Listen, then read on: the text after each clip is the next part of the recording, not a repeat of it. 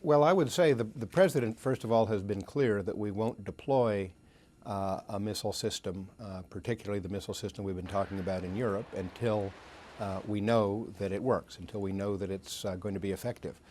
My personal view is that that point has not been reached. I don't think at this point we're in a position to deploy an effective ballistic missile defense. And I certainly support the President's position that there's no sense in deploying one that's not effective.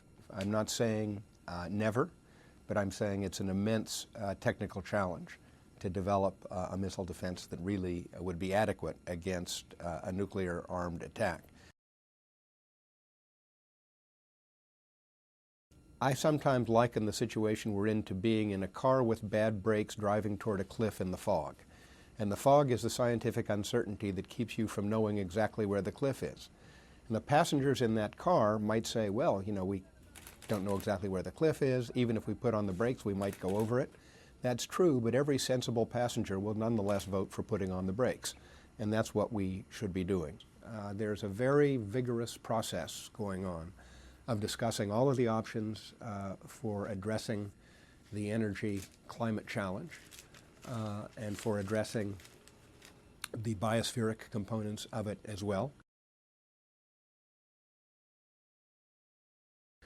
And what we now need to do, and what the President is committed to do, is basically rebalance NASA's programs so that we have in space exploration a suitable mix of manned activities and robotic activities, so that we have a rebalancing of looking up and looking down, that is the Earth observation activities in which NASA is crucial and on which our improving understanding of what we're doing to climate and the rest of the Earth depends.